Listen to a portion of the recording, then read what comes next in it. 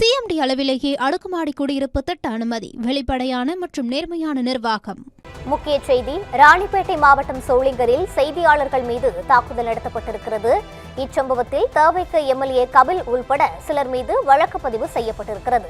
கூடுதல் விவரங்களை வழங்குவதற்காக எமது செய்தியாளர் கிரண் இணைப்பில் இருக்கிறார்.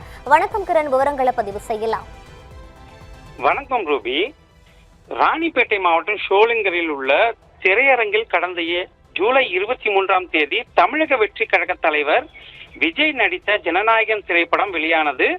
திரைப்படத்தை பார்த்துவிட்டு வெளியே வந்த சோளிங்கர் தொகுதி தமிழக வெற்றி கழக சட்டமன்ற உறுப்பினர் கபிலிடம் அங்கு செய்தி சேகரிக்க சென்ற செய்தியாளர்கள் படம் குறித்து கேள்வி எழுப்பியதாக கூறப்படுகிறது. அப்போது மைக்கை நீட்டிய யூடியூப் சேனலை சேர்ந்த சிவா என்பவரை எம்எல்ஏ கபில் தாக்குவது போல கை ஓங்கியதாக கூறப்படும் வீடியோ சமூக வலைதளங்களில் வெளியாகி பெரும் பரபரப்பை ஏற்படுத்தியது. இதையடுத்து எம்எல்ஏ மீது எந்த தவறும் இல்லை, நான் தான் மைக்கை நீட்டினேன், அவர் விளையாட்டாகத்தான் கை ஓங்கினார் என சிவா விளக்கம் அளிக்கும் வகையில் வீடியோ ஒன்றை தனது சமூக வலைதள பக்கத்தில் பதிவிட்டதாக தெரிகிறது. தொடர்ந்து சிவாவை தொடர்பு கொண்ட எம்எல்ஏ கபிலும் அவரது சகோதரர் தனஞ்சயனும் அந்த வீடியோவை யூடியூப் சேனலில் பதிவிடுமாறு வற்புறுத்தியதாகவும் பின்னர் அவரது ஸ்டுடியோ அலுவலகத்திற்கு வருமாறு மிரட்டியதாகவும் புகாரில் தெரிவிக்கப்பட்டுள்ளது.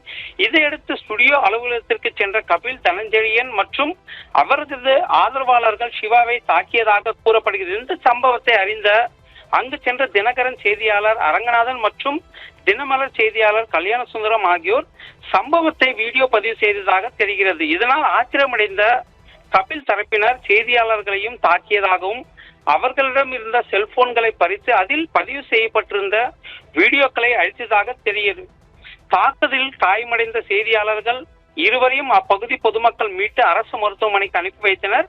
அவர்கள் அவசர சிகிச்சை பிரிவில் சிகிச்சை பெற்றதாகவும் அதன் பிறகு இது குறித்து வழக்கு பதிவு செய்த சோளிங்கர் காவல்துறையினர் தற்போது தவிக எம்எல்ஏ கபில் மற்றும் அவரது சகோதரர் உள்ளிட்ட சிலர் மீது 3 பிரிவுகளின் கீழ் வழக்கு பதிவு செய்துள்ளனர். ரூபி, விவரங்களுக்கு நன்றி கிரண். சிஎம்டி அளவிலேயே அடுக்குமாடி குடியிருப்பு திட்ட அனுமதி, வெளிப்படையான மற்றும் நேர்மையான நிர்வாகம்.